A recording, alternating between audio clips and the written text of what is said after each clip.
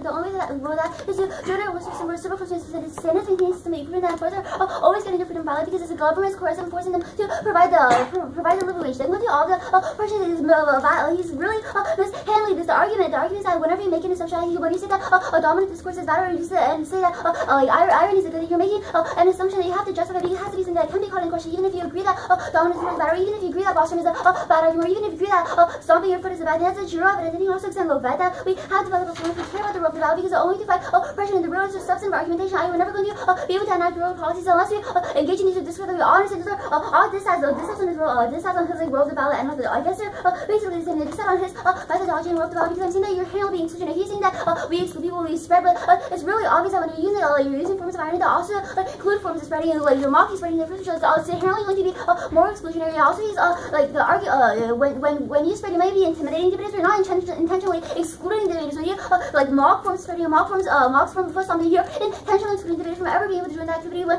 novices are literally being taught that this is like you should speak quickly in debate because there's a strategic advantage. You should read about it because it's a strategic argument. I think it's a strategic argument, even if it's a really bad argument. I agree. Then let's go to the Derrida evidence.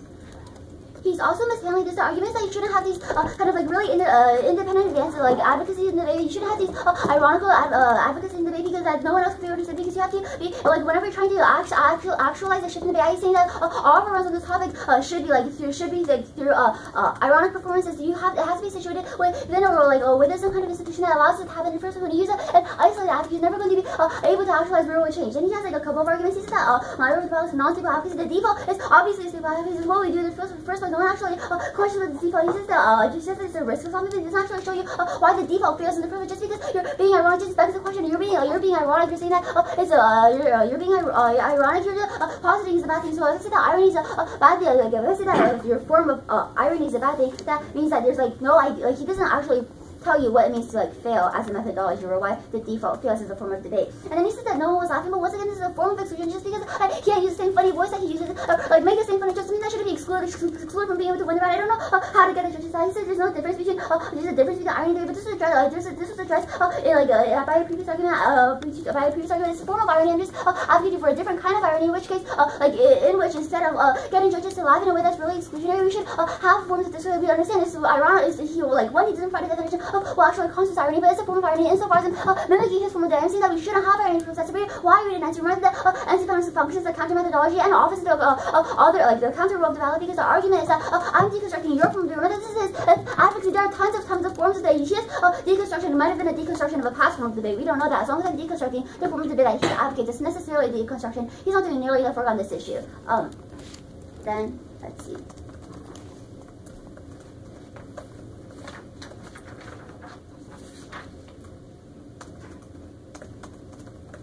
Okay, wait.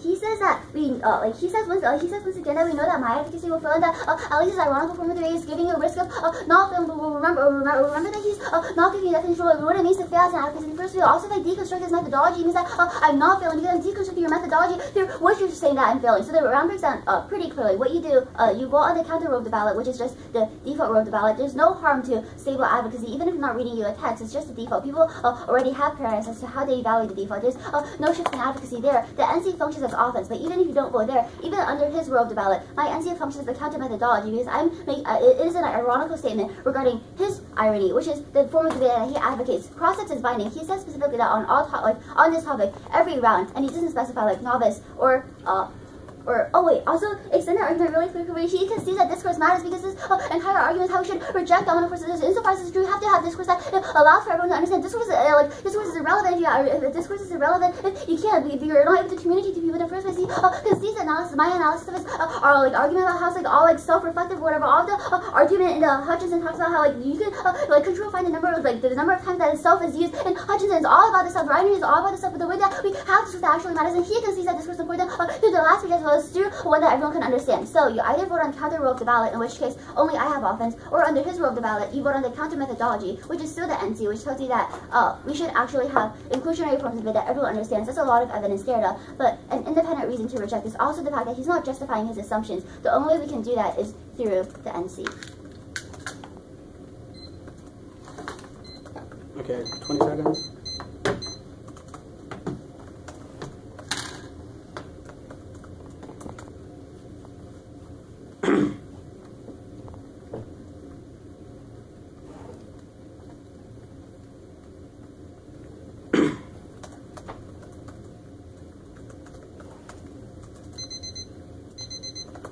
Okay, so I don't want to have to say the order a billion times, so it's going to start the same way it did the other times, talking about the stuff she said first on her flow, and then go over to you for the roll about. Make sense? Okay.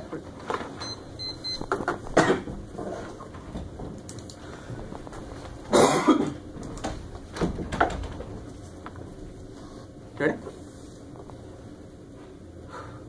The problem is that she doesn't have any sufficient links in the irony roll about. I mean, about Eve, you're deconstructing. She's conceded that there's a difference between deconstructing debate and deconstructing a deconstruction of debate. She kind of say that we may be deconstructing something that was a deconstruction of traditional debate, but that first of all, that's clearly ridiculous because debate has just changed. Things can change even when we can still deconstruct, and I'm the one who allows us to reflect on the pattern by seeing how it's changed with the ridiculous bottom scenarios. Also, she's conceded that weighing analysis that's not as powerful because she doesn't have the ironic method. She tries to say that irony's bad, and other species in contradiction. She tries to say she's in a different part of irony. Then she conceded that I'm not saying that all debate should look like this. She claims I'm trying to say that I should say all debate look like this, but I'm saying it's permissible to run this on this topic as a Schmidt. It's an obstacle because what? Except for the last speech that the reason that we don't want everyone who run it necessarily because we don't want people who are just dead weight on the movement who will poorly reflect on it. Then extend that she's assuming it as copying my. She's assuming the dominant ideology, which is bad because she's still not understanding that because you guys were laughing in the first speech and because we do know that the extinction and scenario is LARPing is ridiculous and the frivolous theory means that we are all there is some harms that only have risk of solvency to. And then finally extend why she has no offense back to the irony terminator because she's just copying, co-opting the ironic performance. So even if you do think she has the ironic performance, it's always going to be outweighed by mine because she's just co-opting just in the same way that you would think of someone who stole Chris Rock's joke is less funny than Chris Rock. That means she's not going to have as much of an effect as mine. There's a clear way that shows mine is an offensive one of the roll about. So then go to my roll about, extend the roll about to vote for member press, use of irony to deconstruct debate. The performance of the AC allows me to challenge the dominant politics, and then the discursive act of the AC is about how Conan shows that performance resistance enables politics to be reformed instead of carefully going in position papers, which is exactly what she falls into. And then extend the advocacy that Schmidt is practicing Jewish law, where once every 7 years we recognize the form of ridiculous and you're voting app in this particular round to engage in ironic debate with guerrilla communication. And guerrilla communication is the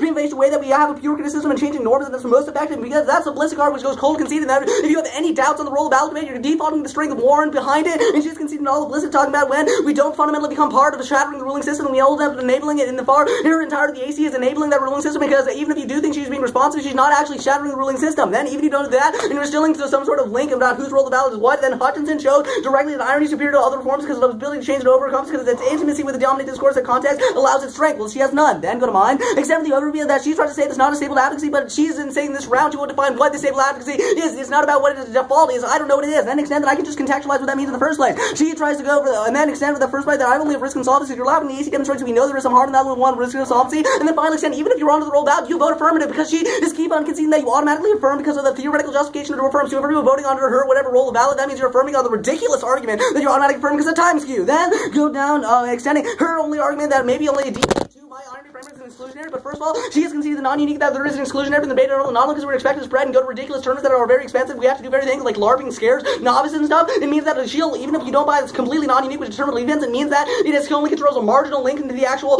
DA, which means it's not enough to overwhelm the conceding the prevailing offense that I still have coming out of the race. That means Hutchinson implicit overwhelm the link even if there's some tiny dissent. She then don't let her go for any of the suppression stuff because again, it's not about perception of stuff changing and deconstructing with the norms in the first place. She is relying on this stuff about she's relying on Derek, but again, I am contextualizing the form. She don't live one in the potential abuse. We do understand the irony, and your laughing proves it.